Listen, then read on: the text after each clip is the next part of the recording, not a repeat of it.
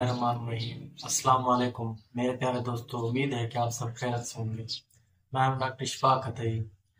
आज मैं आपको रोज़े की अहमियत के बारे में बताऊंगा और मेडिकल साइंस रोज़े के बारे में क्या फरमाती है या कहती है और इनका क्या तजुर्बा है। तो दोस्तों, अगर आप मेरे चैनल पर नए हैं तो प्लीज़ लाइक और सब्सक्राइब ज़रूर करें।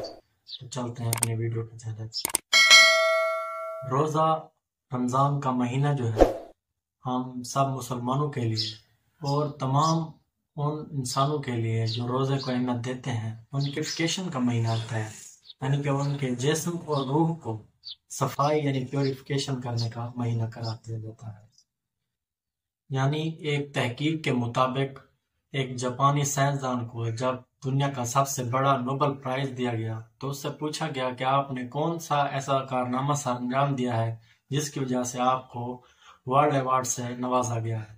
तो उसने बताया कि मैंने कैंसर के इलाज और उससे बचने के लिए एक फार्मूला तैयार किया है जिससे हम कैंसर से बच सकते हैं। तो पूछा गया तो उसने बताया कि हमें कैंसर को ख़त्म करने के लिए अपने पेट को भूखा रखना चाहिए। भूखा रखने से जब हम पेट की ग़िज़ायत को पूरा ना कर पाएंगे, वो शिद्दत काफ़ी बहुत ज़्यादा हो जाएगी भूख की, तो उसमें मौजूद जो जहरीले खुलिये होते हैं वो एक दूसरे को खाना शुरू कर देंगे। वो खाने से हमारे जिस्म में मौजूद जो जहरीले खुलिये होते हैं वो कम होना शुरू हो जाएंगे जब हम ग़िज़ाइयत की किल्लत करेंगे। उसके साथ ही जब वो ख़त्म होंगे तो बहुत सी बीमारियां, उनमें ख़ास तौर पर ये खुलिये जो होते हैं कैंसर को बढ़ने में कारनामा सर अंजाम देते हैं। जब ये एक दूसरे को खाना शुरू कर देंगे तो उससे आप कैंसर से बच सकते हैं। और इसके साथ साथ जब भी ऐसा मसला पेश हो तो आप तकरीबन साल में 1 महीना या 25 दिन 20 दिन आप अपने जिस्म को भूखा रखें, जैसे कि उसकी ग़िज़ायत जो है वो कम कर दें, ना होने के बराबर इस्तेमाल करें।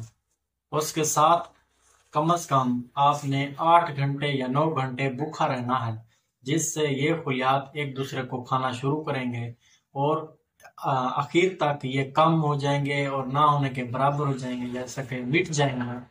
उससे आप कैंसर से बच सकते हैं। तो इस बिना पर उसे नोबेल प्राइज नवाजा गया।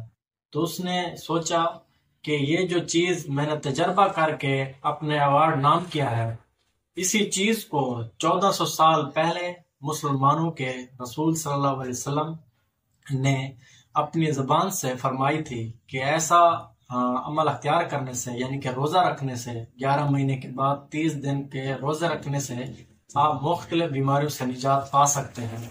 तो उसने सोचा कि हम तजर्बा करके इस चीज़ के एंड तक पहुंचते हैं। जो मुसलमान हैं उनके अंबिया ने 1400 साल पहले इसका तजर्बा किया हुआ था। क्या माशाअल्लाह, क्या कहने हैं हमारे प्यारे नबी सल्लल्लाहु अलैहि वसल्लम के और उनकी सुन्नतों के। आपने जो भी साइंसदानों ने तजर्बे किए हैं उनमें काफ़ी आपको सेहत याबी और इलाज के बारे में तजर्बा किया होगा। जो उनकी सुन्नतों पर अमल करते हैं वो इलाज के बारे में ज़्यादातर बताई जाती हैं। और इसके साथ आपने जब भी रोज़ा रखना हो, जैसे कि माह रमज़ान का महीना शुरू हो चुका है, रोज़े रखने से आप अपने जिस्म की प्योरिफिकेशन यानी कि सफाई कर रहे होते हैं।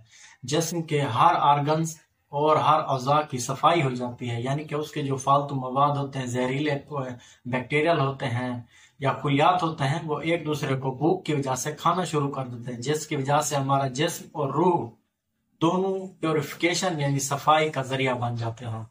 जैसा लगता है हमारा जिस्म को रिफ्रेश किया गया हो, यानी कि रिफ्रेश यानी कि दोबारा से जीरो से चलना शुरू कर देते हैं। जो चीज़ रेस्ट करके उठती है या काम करती है, उसका काम करने का अंदाज बहुत ज़्यादा अच्छा होता है। तो ज़रूरी है कि रोज़ा रखने से आपको ब्लड प्रेशर का मसला पेश नहीं होगा, आपका शुगर लेवल कंट्रोल हो जाएगा, मैदे के जितने मसाइल हैं वो रोज़ा रखने से आपके ठीक हो सकते हैं। जो लोग फालतू चर्बी का शिकार हैं वो रोज़ा रख कर और अपनी फालतू चर्बी कम कर सकते हैं। इसके साथ साथ अपने वज़न को कम कर सकते हैं। और ऐसी बहुत सी बीमारियां हैं जिन वजह से हम काफ़ी परेशान रहते हैं, अक्सर मेडिसिन इस्तेमाल करते रहते हैं।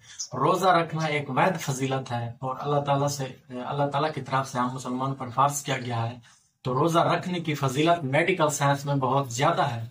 वो लोग तजर्बा करते हैं कि ये मुसलमान 30 दिन का रोजा क्यों रखते हैं और इनमें क्या मकासद हैं। हम तो इबादत के तौर पर रखते हैं, ये नहीं कि हम इलाज के तौर पर रोजा रख रहे हैं, क्योंकि जो रोजे हैं अल्लाह ताला की तरफ से हमें हम पर फर्ज किए गए हैं। ये ना हो कि हम इलाज की तरफ से रोजा रख रहे हैं, नहीं, हम पर जो फर्ज किया गया अल्लाह ताला के हुक्म है उसके मुताबिक हम रोजा रखते हैं। और मेडिकल साइंस यानी कि साइंसदान जो बैरून मुल्क हैं वो ये चीज देखकर काफी परेशान रहता है कि हमने बाज दफा दुनिया में इतनी तरक्की कर ली है कि हम पाकिस्तान को या मुसलमान को पीछे छोड़ गए हैं, लेकिन जो मुसलमान के रसूल सल्लल्लाहु अलैहि वसल्लम और अल्लाह ताला ने जो इनके लिए अहकामात फर्ज किए हैं अगर वो अख्तियार कर लें तो मुसलमान हमसे कहीं गुना ज्यादा है।